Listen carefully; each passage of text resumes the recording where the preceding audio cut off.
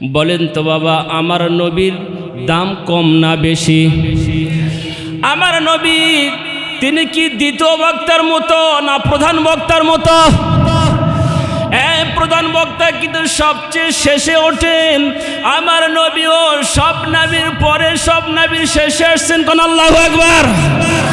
আমার নবী বলেন, নাহানুল আখিরিন ওয়া নাহানুল আউয়ালিন।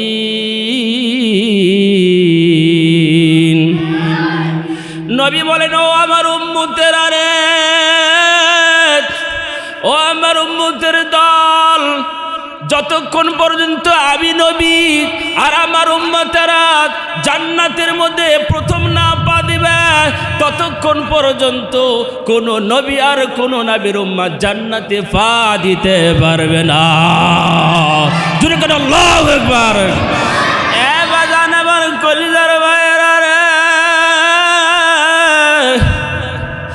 আল্লাহ তাআলা নবীকে বলেন, ও আমার নবী,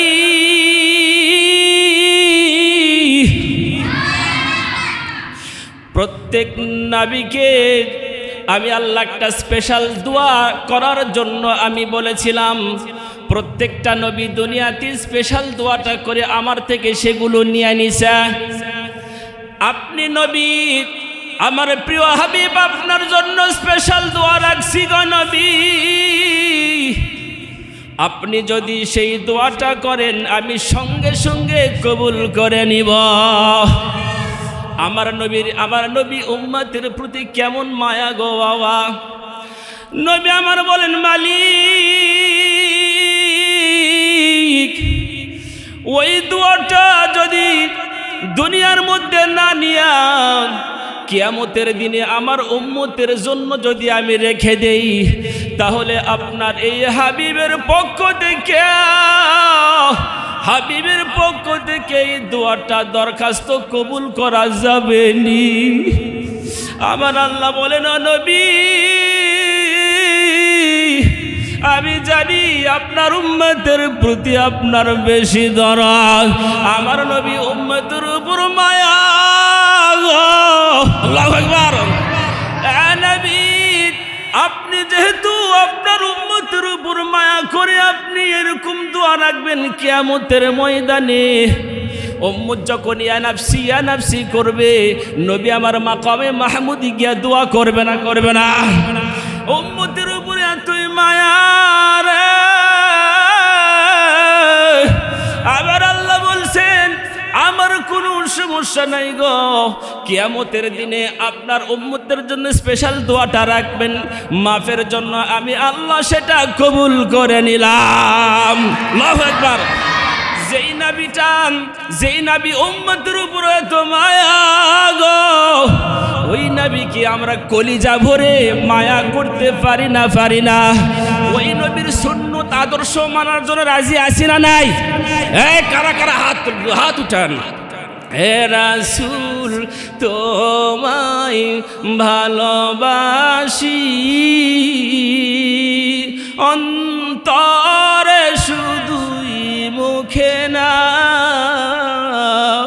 জান্নাতের আশায় নাই হে রাসূল, জাহান্নাম কেউ ডরি না। তোমার নাম শুনিলাম, এই চোখে দেখিলাম না, এই সুর যদি শুনে থাকো আর দূরে থাকিও না। সাল্লাল্লাহু আলাইহি সাল্লাম। জোরে করে সাল্লাল্লাহু আলাইহি সাল্লাম। ওই নবীর উপর দরুদ পড়ার দরকার আছে না নাই বাবা? এ বাজান, আমার নবী মাঝে মধ্যে বিবিদের কাছে কালো রঙের চাদর পরে থাকতেন। আমার নবী মাঝে মধ্যে সবুজ কালারের চাদর গায়েতে থাকতেন। এ বাজান, আমার নবী মাঝে মধ্যে মেটে রঙের চাদর গায়ে দিয়ে থাকতেন। গভীর রাতে আমার আল্লাহ ডাক দিয়ে বলেন, ইয়া আইয়ুহাল মুযাম্মিল কুমিল লাইলা ইল্লা কলিলা নিসফাহু আও ইনকুস মিনহু কলিলা আও জিদ আলাইহি ওয়া রাত্তিলিল কুরআনা তারতিলা। ও চাদর পরিহিত, চাদর পিনেওয়ালা নবী, ইয়া আইয়ুহাল মুদাসসির কুম ফাআনযির ওয়া রাব্বাকা ফাকাব্বির। আমি রব্বে কারীম ঘুমাই না, তুমি নবী রাতের বেলা ঘুমাও গো নবী। আমি আল্লাহ একা একা বসে আছি, আমার আর ভালো লাগে না। আল্লাহু আকবার। নবী আমার তরি করে করে যায় নামাজে যখন দাঁড়াইলেন, নামাজ শেষ করার পর নামাজ দাঁড়ায় গেলেন। নবী আমার যায় নামাজ দাঁড়িয়ে আমার মালিকের কাছে বলতেছেন, মালিক দুনিয়ার সব মানুষ ঘুমিয়ে পড়েছে, গভীর রাতে আমার মক্কার মানুষগুলা ঘুমিয়ে পড়েছে, আমি নবী ঘুমাই নাই, তুমিও মাওলা ঘুমাও না।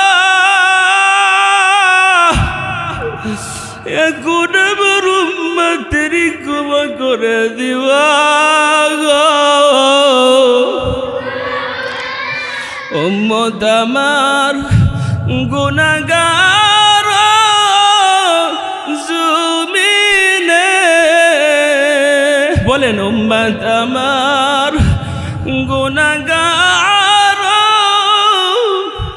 জমিনে,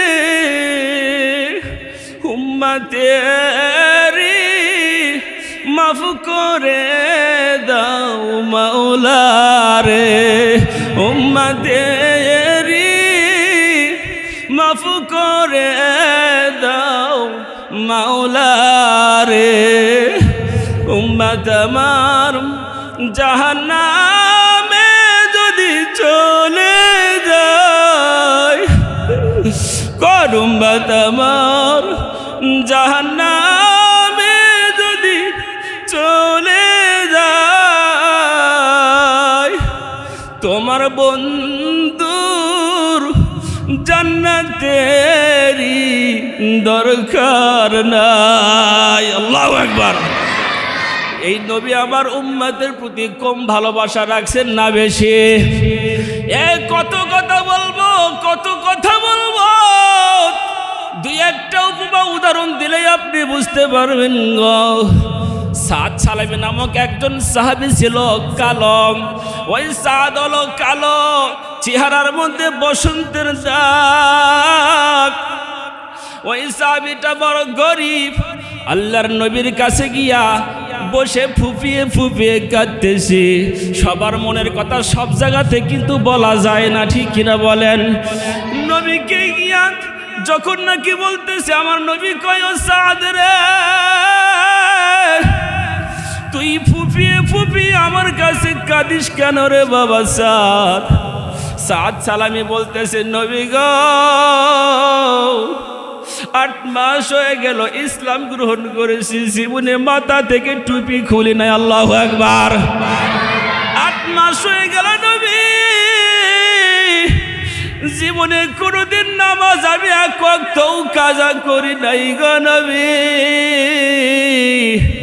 8 মাস হয়ে গেল গো নবী, আমি কখনো কোনো সুন্নতটা বাদ দেই নাই। কোন আল্লাহু আকবার। এইবার বলতেছে, কাঁদিস কেন?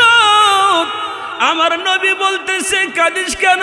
সাদ সালামি কয়, নবী আপনি বলেছেন না নিকাহু নিসফুল ঈমান, কিয়ামতের ময়দানে আল্লাহ যদি কয়, ও সাদ সালামি সব আমল করছো, নিকাহ নামক সুন্নত আমলটা তুমি কেন করো?